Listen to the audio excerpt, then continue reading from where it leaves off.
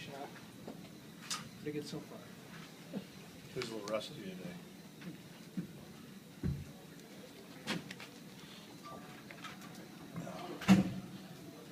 Did you expect nothing less from Kershaw the way he pitched tonight?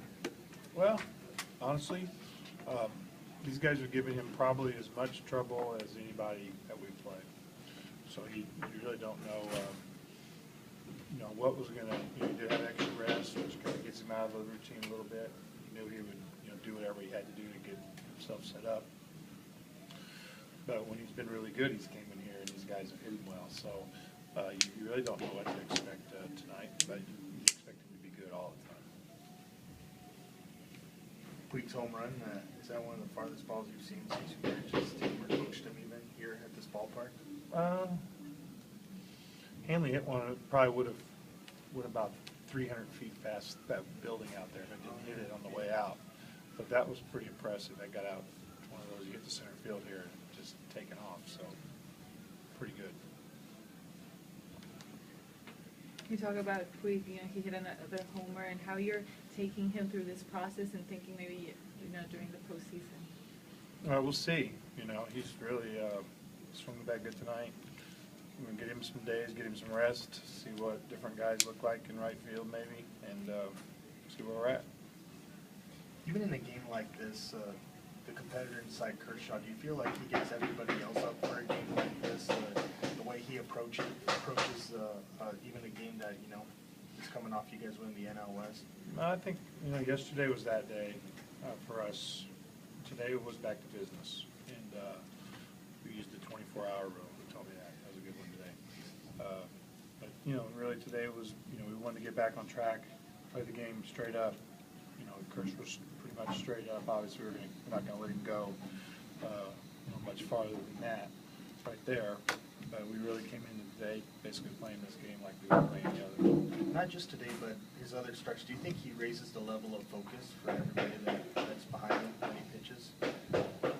Well, I don't know. I think everybody has a tremendous amount of respect for Clayton, the way he gets about his business and does his work. I think we're pretty confident today he pitches. We've maybe been too confident, but we don't score a whole lot of runs for him. But yes, he raises everybody's level, Dave. He raised mine. Did you see the bunt coming? With Kirsch, you always got that in his bag a little bit. He tries that, so didn't really see it coming. Knowing that he's kind of set an impossible bar for himself in terms of what we expect, did you see anything in the previous 4 outings that maybe weren't quite up to his level or what we normally would see from him? He had a couple there around Miami and something else. Maybe the next one seemed a little rough. And just like it was, and they weren't bad. The Miami, I think, was 8 innings shutout. Mm-hmm. But it was rough early. He didn't have his command. He ended up battling through it, but he wasn't as clean as he usually is. And then his next one was similar, where he had to battle and he wasn't as sharp. So I don't really know how to answer, because even in those games he's really good. But more than anything, he didn't have any kind of a dud all year. And we're calling the Miami a dud when he threw 8 inning shutout, but it was just because it looked a little rough for him. So it's going to happen to guys now and then. I think he had one after that next one that he got hit around a little bit, 11 hits or something, somewhere in there. But you got to have it somewhere in there. When you step back and look at the numbers, leads the majors in innings pitched. He's going to win his 3rd straight ERA title. Only the 2nd Dodger in Los Angeles, under 2. 2nd ERA or strikeout title in 3 seasons. Do those numbers strike you as do you have to look at those and say, my God, he really is dominating? Or do you just see that and just Not know? we see it. You don't realize, historically, you guys put the numbers are there, and that's part of it. Baseball guys like to talk about the history of the game and where it stacks up, But we get to see it kind of daily every time he pitches and through all his work, and not really that surprising. I'm going to have to edit. His last start next Friday night, that'll just be a normal start. It won't be abbreviated or anything. we talked about it a little bit, and it's not going to be like it's going to be fairly normal. It's not going to be like a 60 pitch or something. No, extra time this time is going to get extra time next time. He'll get extra time the time after that.